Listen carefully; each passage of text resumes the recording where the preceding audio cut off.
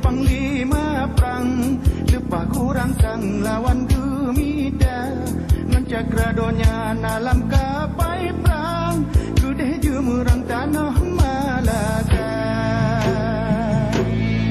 Lukori pe muda pahlawan, yang mat pimpinan Iskandar muda. Jebengan behe dalam peperangan, Baraja menan hai mayang cara.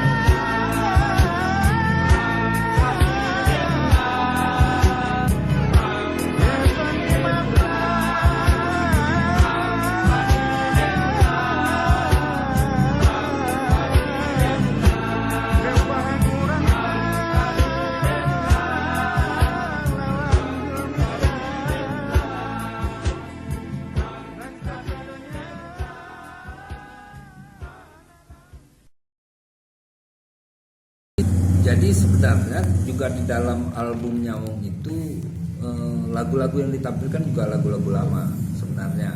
Jadi misalkan lagu Perang Sabi yang kami ambil di album itu lebih sebagai lagu untuk kebutuhan tarian.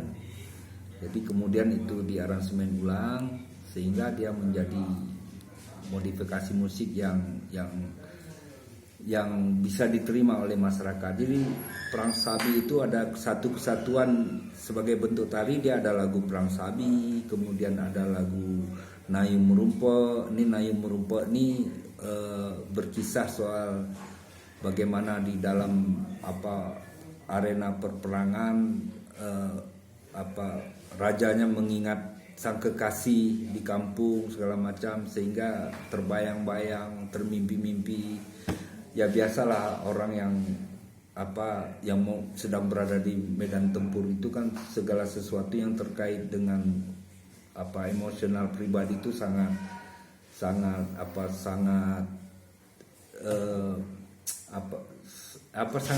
tinggi harganya. Jadi kemudian Nayung Merumpo, kemudian ada Panglima Perang. Panglima Perang ini kan satu kesatuan bagaimana Panglima itu pulang segala macam. Makanya ketika menyambut Panglima dinyanyikan oleh perempuan, karena perempuan yang orang kampung itu menyambut kepulangan Panglima dari medan peperangan. Jadi ada latar belakang ini semua lagunya.